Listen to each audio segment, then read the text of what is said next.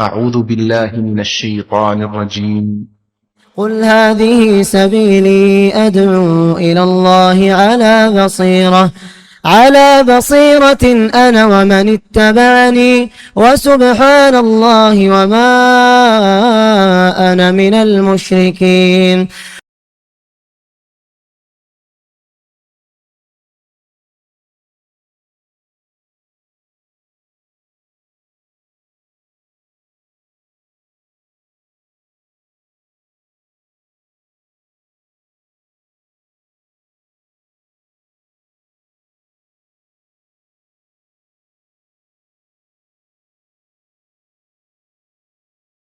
إن الحمد لله نحمده ونستعينه ونستغفره ونعوذ بالله من شرور أنفسنا ومن سيئات أعمالنا.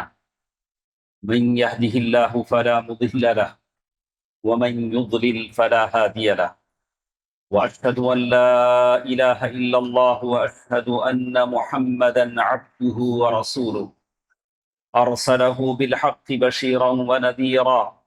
أما بعد فإن خير الحديث كتاب الله وخير الهدي هدي محمد صلى الله عليه وسلم، فإن خير الأمور عباسمها وشر الأمور محدثاتها وكل محدثة بدعة وكل بدعة ضلالة وكل ضلالة في النار. فأعوذ بالله من الشيطان الرجيم. بسم الله الرحمن الرحيم. يا أيها الذين آمنوا اتقوا الله حق تقاته ولا تموتن إلا وأنتم مسلمون. وقال الله تبارك وتعالى في موضع آخر: واعبد ربك حتى يأتيك اليقين. محترم حضرات، ماں اور بہنوں، چھوٹے بچوں، عزیز دوستوں، ساری تعریفیں اللہ تعالیٰ کے لیے ہیں جو ساری کائنات کا خالق ہے، اور کائنات کی ہر چیز اللہ تعالیٰ کی تسبیح، تحمید، تقدیس بیان کرتی. یہ در و دیوار، یہ فرش، یہ ساری چیزیں اللہ تعالیٰ کی تسبیح بیان کرتے ہیں. وَلَٰكِن لَا تَفْقَهُونَ تَسْبِيحَهُمْ، لیکن یہ اور بات ہے کہ اللہ کی تسبیح آپ کے سمجھ میں نہیں آتی، آپ نہیں سمجھ پاتے ہو. یہ چرند، یہ پرند، یہ فضاؤں میں اڑنے والی ہر چیز، یہ چرنے والے جانور، یہ در و دیوار، یہ حرکت کرنے والی چیزیں، یہ اپنی جگہ سمٹی ہوئی چیزیں، سب کے سب اللہ کے حمد و ثنا میں لگے ہوئے ہیں. اور ہم انسان ہیں جو اللہ تعالیٰ کا قدر جاننے سے پوری طرح عاجز ہیں. اللہ نے یہ بات بھی قرآن میں کہہ دی: وَمَا قَدَرُ اللَّهَ حَقَّ قَدْرِهِ. حقیقت میں ان لوگوں نے اللہ تعالیٰ کی قدر و منزلت کو صحیح طور سے نہیں جانا. دوستو عزیزو، درود و سلام ہو میرے اور آپ کے پیارے نبی محمد مصطفیٰ صلی اللہ علیہ وسلم پر، شافع محشر پر، ساقی کوثر پر، اللہ کے نبی صلی اللہ علیہ وسلم جنہوں نے دنیا میں اپنی رسالت کا حق ادا کیا اور لوگوں سے حجت الوداع کے موقع پر پوچھا: لوگوں، اللہ تعالیٰ نے مجھے حکم دیا تھا، یا ایھا الرسول بلغ ما انزل الیک من ربک وَإِن لَّمْ تَفْعَلْ فَمَا بَلَّغْتَ رِسَالَتَهُ وَاللَّهُ يَعْصِمُكَ مِنَ النَّاسِ. اے رسول، آپ تبلیغ کیجیے. بلغ ما انزل الیک من ربک، جو شریعت ہم آپ کو دے رہے ہیں وہ لوگوں کو پہنچائیے. اگر آپ نے ایسا نہیں کیا تو آپ نے رسالت کا حق ادا نہیں کیا. وَاللَّهُ يَعْصِمُكَ مِنَ النَّاسِ، آپ کی حفاظت اللہ کرے گا. اللہ نے گارنٹی دے دی. اس آیت کے نزول سے پہلے اللہ کے نبی صلی اللہ علیہ وسلم اپنے گھر میں پریشان رہتے تھے. کبھی تمنا بھی کی کہ میرے صحابہ میں سے کوئی ہے جو میرے گھر کے دروازے پر چوکیداری کرے. تو صحابی رسول رات میں پریشان ہو کر آئے، ہتھیاروں کی آواز سنی تو اللہ کے نبی نے گھر کے اندر سے پوچھا کہ کون ہے؟ بولا: اللہ کے نبی، میں سونے چلا تھا لیکن مجھے تشویش ہوئی، پریشانی ہوئی کہ کہیں اللہ کے نبی پریشان نہ ہو، تو میں آپ کے دروازے پر حفاظت کے لیے آ گیا. لیکن جب یہ آیت نازل ہوئی تو کہا: جاؤ اپنے گھروں میں جا کے سو جاؤ، اللہ نے میری حفاظت کی ذمہ داری لے لی.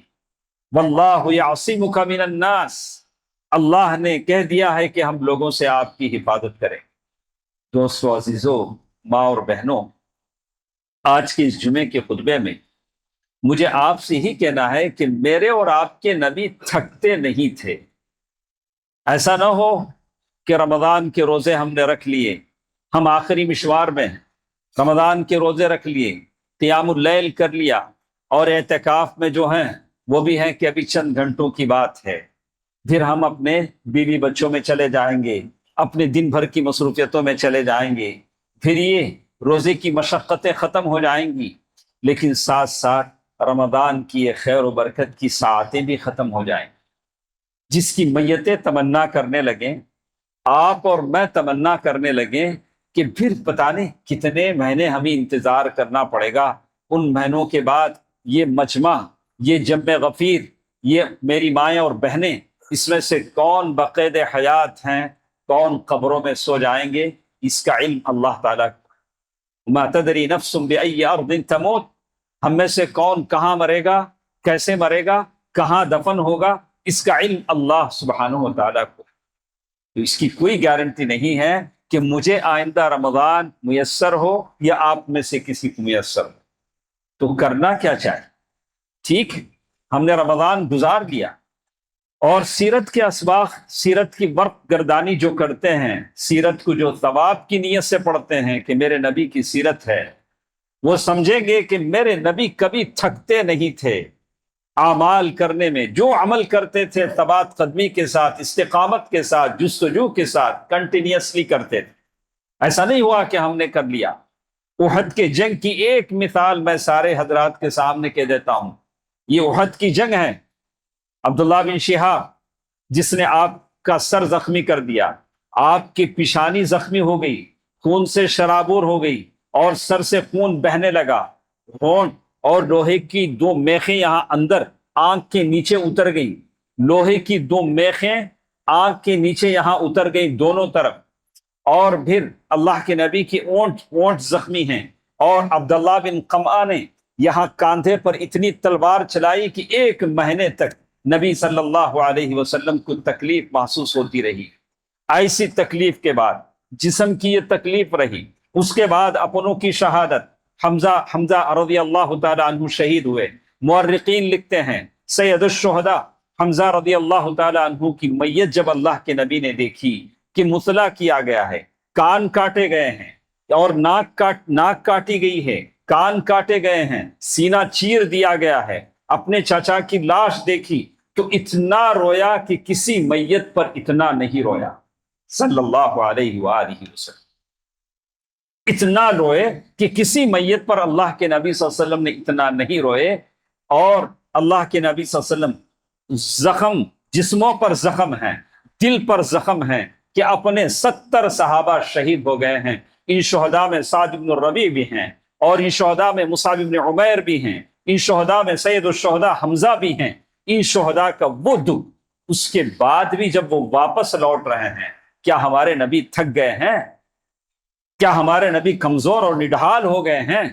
ہرگز نہیں، ہرگز نہیں۔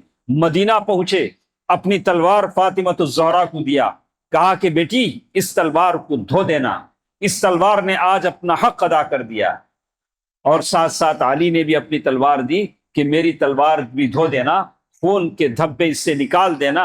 اور ساتھ اللہ کے نبی کہہ رہے ہیں، اے علی تمہیں کہیں یہ غرور نہ ہو، تمہیں کہ یہ کہیں یہ نہ ہو کہ میں نے بہت کمالات دکھائے ہیں، تم نے اگر دل جمعی کے ساتھ جنگ کی ہے تو احنف بن قیس نے بھی جنگ کی ہے، اور تم نے اگر جنگ کی ہے تو ابو دجانہ نے بھی جنگ کی ہے۔ اللہ کے نبی صلی اللہ علیہ وسلم یہ بتلانا چاہتے تھے کہ کہیں تم اپنے عمل کے غرور میں مبتلا نہ ہو جاؤ۔ میں نے رمضان گزارا ہے، میں نے رمضان میں قرآن مجید کی تلاوت کی ہے، قیام اللیل کی پابندی کی ہے، اور حتی المقدور میں نے صدقہ و خیرات کیے ہیں، زکوٰۃ کیے ہیں۔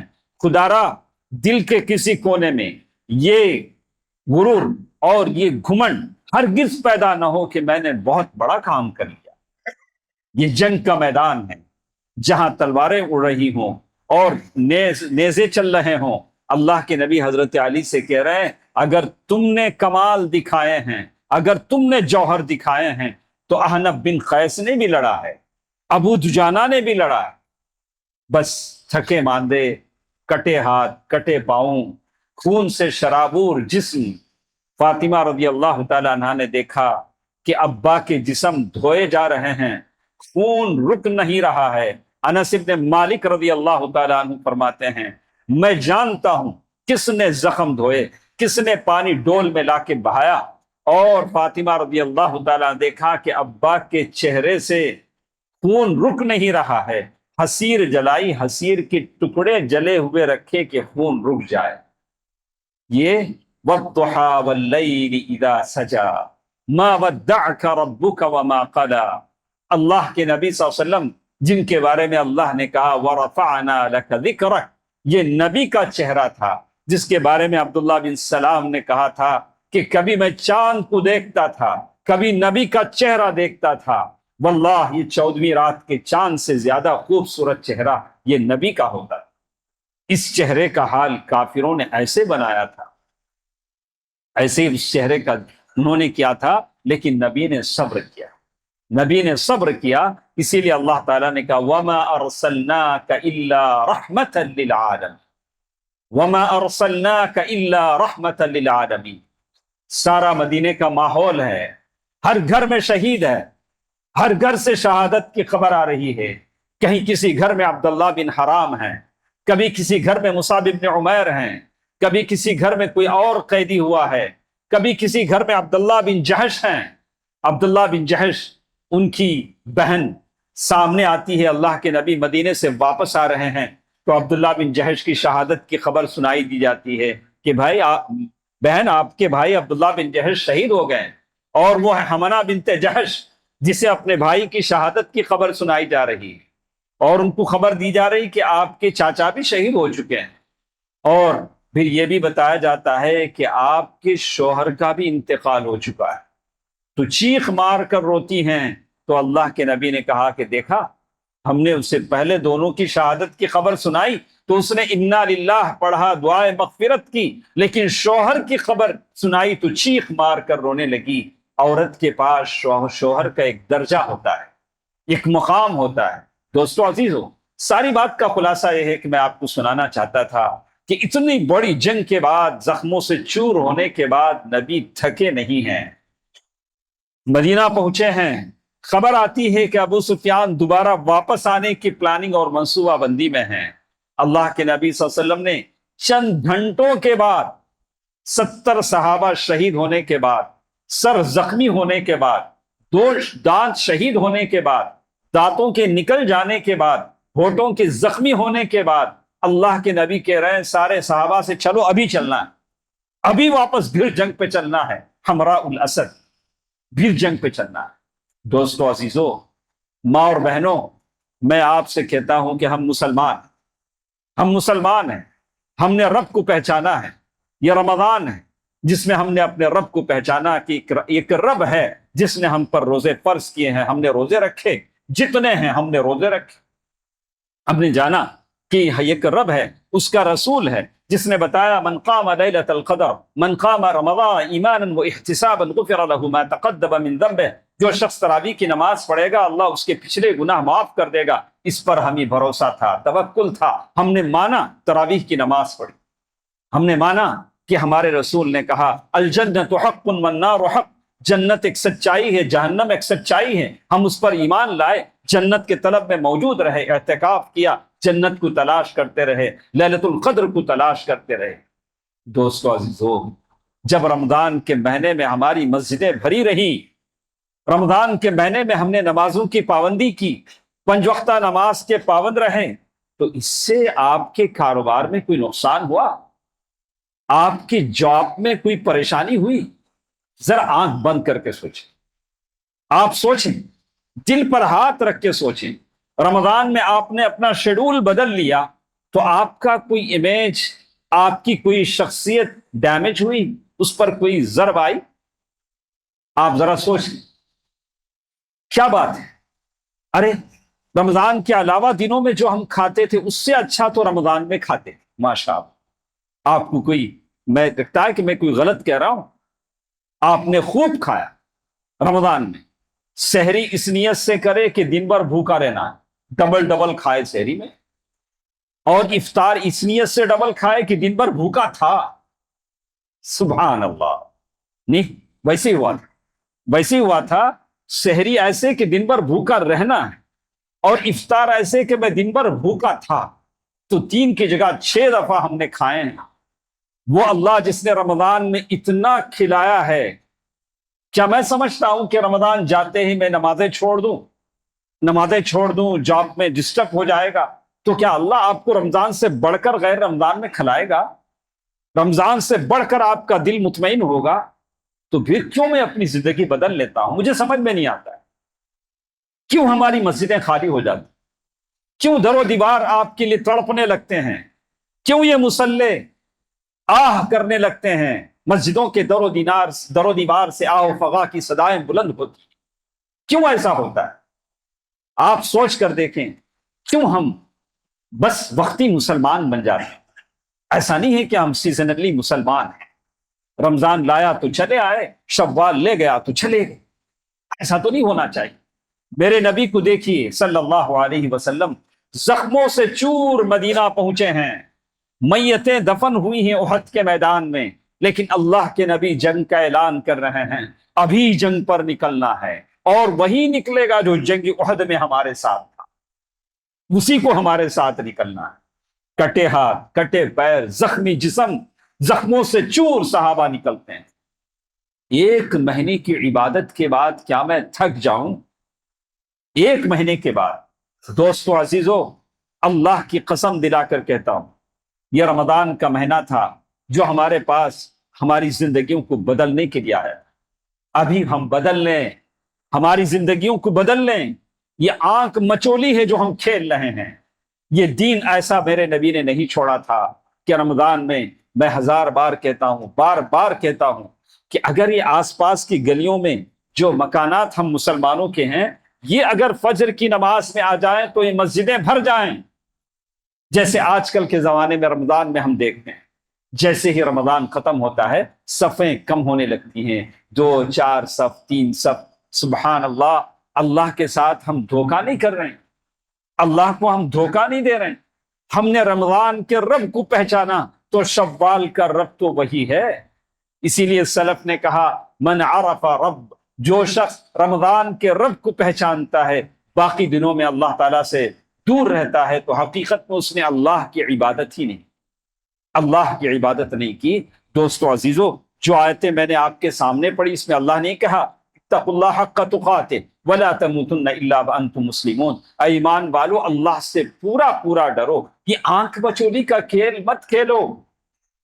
کبھی میں سوچتا ہوں، دنیا ہے، کوئی فیصلہ غلط ہو جائے، اپنی مرضی کے مطابق نہ ہو، تو سامنے والے کو ہم منت سماجت کر لے سکتے ہیں، منوا لے سکتے ہیں، کوئی پازیبلٹیز، کوئی سفارش تلاش کر سکتے ہیں۔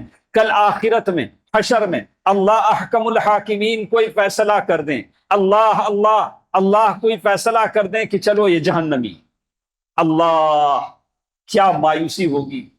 کوئی پیشی نہیں، کوئی کورٹ نہیں کہ چلو نچلی کورٹ نے فیصلہ دیا، اوپر کی کورٹ میں جاتے ہیں، ڈسٹرکٹ کورٹ نے دیا، ہائی کورٹ جاتے ہیں، ہائی کورٹ نے دیا، سپریم کورٹ جاتے ہیں۔ ارے اللہ کی عدالت سپریم کورٹ ہے، اس سے بڑھ کر کوئی کورٹ نہیں ہے۔ لا معقب لحکم، لا معقب لحکم، اللہ جو فیصلہ کر دے اس کے فیصلے کو کوئی ٹال نہیں سکتا، کوئی اس فیصلے پر نظر ثانی نہیں کر سکتا۔ ذرا سوچ کر دیکھیں، کل اللہ ایسا فیصلہ کوئی آپ کے حق میں لے لیں، کوئی میرے حق میں لے لیں، تو میں کیا کروں؟ کہاں جاؤں گا؟ وہ جہنم، ماکثین فیہ ابدا، جہاں مجھے ہمیشہ رہنا ہوگا، جس کا عذاب کبھی کم نہیں ہوگا، جس سے سارا گوشت سڑ بھن گل جائے گا۔ ایسے جہنم کا عذاب ہو جائے، کہاں جائیں گے ہم؟ کہاں فریاد لے کر جائیں گے؟ کون ہماری سفارش کرے گا؟ دوستو عزیزو، زندگی مذاق نہیں، زندگی ایسے نہیں کہ اپنے منمانی کے ساتھ چلیں۔ اللہ، عجیب عجیب چیزیں ہم نے دیکھی۔ کچھ لوگ آتے تھے، عشاء کی نماز پڑھ کے چلے آتے تھے، سبحان اللہ، کون سی شریعت انہوں نے بنا رکھی رمضان میں۔ اچھا، کچھ لوگ آتے تھے، عشاء بھی پڑھ لیے، 4 رکعت تراویح پڑھ کے چلے گئے۔ یا اللہ سلام. عجیب عجیب لوگ، 4 رکعت پڑھ کر جانے والے، 6 رکعت پڑھ کے جانے والے، کچھ لوگ ایک ہی دن آ کر پڑھنے والے. دوستو عزیزو، بہرکیف جتنے ہمارے ساتھ ہیں یہ سب اللہ کے نیک بندے ہیں. اللہ نے رمضان کی نعمتیں برکتیں آپ کو نوازی ہیں. بس ہم آپ سے ہی کہتے ہیں کہ اسی پر ہم جاری و ساری رہیں. نمازوں کی پابندی، تلاوت قرآن ہمارے ساتھ رہے. رمضان کے لیے خاص نہیں ہے، آپ تلاوت قرآن کو اپنے ساتھ لگائے رکھیں. بعض صحابہ کرام کے بارے میں آتا ہے وہ تو گلے میں قرآن ڈال کے گھومتے تھے. وہ قرآن کی ایسے کرتے تھے کہ جس کا قرآن سننے کے لیے فرشتے آ جاتے تھے. اللہ ان کا قرآن سننے کے لیے فرشتے آ جاتے تھے. اور یہی وہ قرآن تھا جنگ احد کے موقع پر اللہ کے نبی صلی اللہ علیہ وسلم نے دو صحابہ کو ایک ایک قبر میں دفنایا تو پوچھتے تھے کہ ان دونوں میں زیادہ قرآن کسے یاد ہے؟ جسے قرآن زیادہ یاد ہے پہلے اس کا. سبحان اللہ، قرآن سے اپنا شغف بڑھائیے. ہم میں سے کوئی ایسا بدنصیب بھی ہوگا سارا رمضان گزر گیا لیکن قرآن ختم کرنے کی اسے توفیق نصیب نہیں. اس سے بڑھ کر بدنصیبی کوئی ہے؟ ذالک هو الخسران المبین، ذالک هو الخسران المبین. اس سے بڑھ کر بدنصیبی کیا ہے؟ رمضان کا مہینہ، نزول قرآن کا مہینہ، انا انزلناہ فی لیلۃ مبارکہ، اللہ نے جس میں اللہ کے نبی 2 مرتبہ قرآن سناتے تھے. رمضان میں قرآن کا مہینہ آیا اور آدمی قرآن نہیں ختم کر سکا. اور رمضان کے روزے اگر ختم ہو گئے ہیں تو ہمارے پاس ایام 20 کے روزے ہیں اور جمعرات و پیر اور جمعرات کے روزے ہیں. اس کی پابندی آپ کریں، تہجد کی پابندی کریں.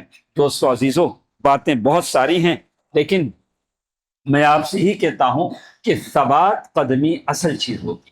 رمضان آتا اسی لیے ہے رمضان کہ آپ رمضان میں جس عبادتوں کے عادی ہو جاتے ہیں، اللہ میں اللہ کی قسم دلا کر کہتا ہوں کہ آپ اس بات کو دل میں بٹھا لیں، اللہ سے دعا کریں.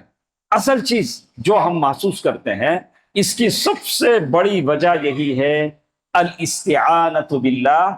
اللہ سے ہم مدد نہیں چاہتے، مدد چاہنا چاہیے. اللہ سے بار بار دعا کرتے رہنا چاہیے، یا اللہ مجھے ثبات قدمی عطا فرما. جو عبادتیں میں نے رمضان میں کی ہیں اس پر میں کاربند رہوں. ایاک نعبد و ایاک نستعین. آپ اللہ سے مدد چاہیں تو ضرور اللہ تعالیٰ آپ اس پر ثابت قدم رکھے گا. اسی لیے عمر بن خطاب رضی اللہ تعالیٰ عنہ کہتے تھے، لوگوں اپنی عبادتوں میں جڑے رہو، روغان الثعالب، ویسے پیچھے بھاگ نہ جاؤ جیسے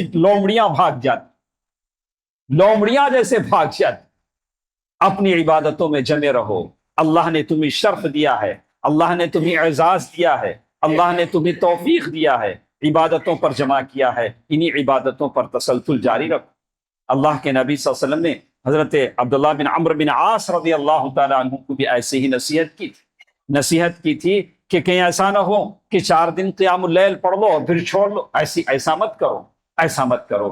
دوستو عزیزو، میں اپنی بات ختم کرتے ہوئے آپ تمام حضرات سے کہوں گا، رمضان اس لیے آتا ہے کہ ہماری تربیت کرے. یہ تربیت کا مدرسہ ہے. ماشاءاللہ ہم مطمئن ہیں جتنے ہمارے ساتھ بہت عبادتیں ہم نے کی، تراویح بھی پڑھا، قیام اللیل بھی پڑھا، صدقہ بھی دیا، زکوٰۃ بھی دیا. اللہ کو آپ نے خوش کر لیا. ماشاءاللہ اللہ کو آپ نے خوش کر لیا. ہم میں سے کتنے ایسے چہرے ہوں گے جنہوں نے لیلۃ القدر کا ثواب بھی پا لیا؟ ہم میں سے کتنے ایسے چہرے ہیں جو اعتکاف میں بیٹھ کر اللہ کی رضامندی بھی حاصل کریں؟ ہم میں سے کتنے ایسے چہرے ہیں عتقاء من النار، جہنم سے آزادی کا پروانہ بھی اسے مل گیا؟ تو کیا میں اس سلسلے کو جاری نہ رکھوں؟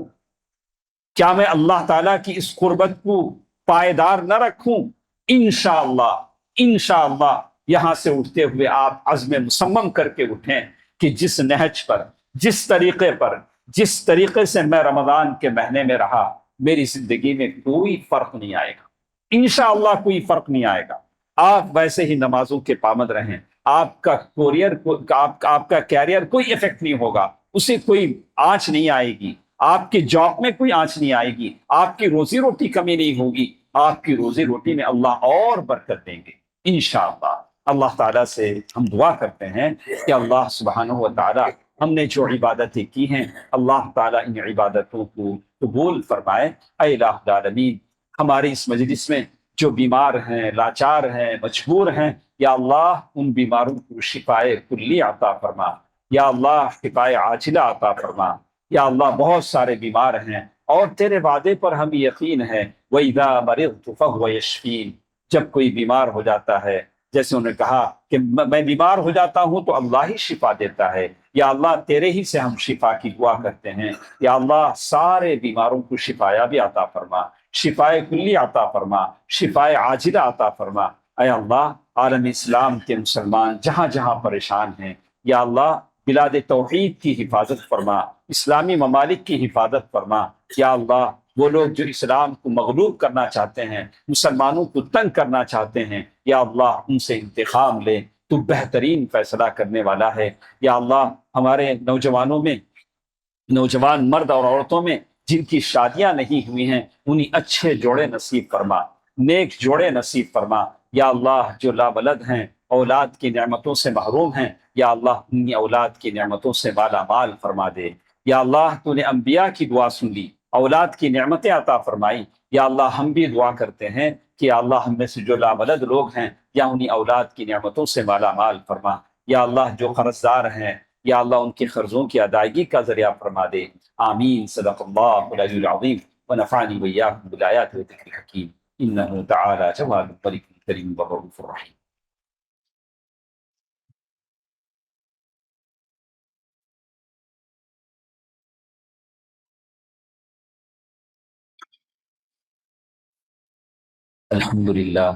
الحمد لله نحمده ونستعينه ونستغفره ونؤمن به ونتوكل عليه ونعوذ بالله من شرور أنفسنا ومن سيئات أعمالنا، من يهده الله فلا مضل له ومن يضلل فلا هادي له، وأشهد أن لا إله إلا الله وأشهد أن محمدا عبده ورسوله أرسله بالحق بشيرا ونذيرا.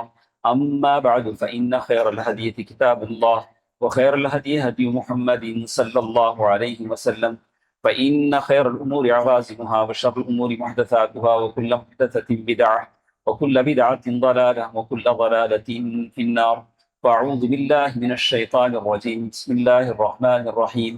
إن الله وملائكته يصلون على النبي يا أيها الذين آمنوا صلوا عليه وسلموا تسليما. اللهم صل على محمد وعلى آل محمد كما صليت على إبراهيم وعلى آل إبراهيم إنك حميد مجيد.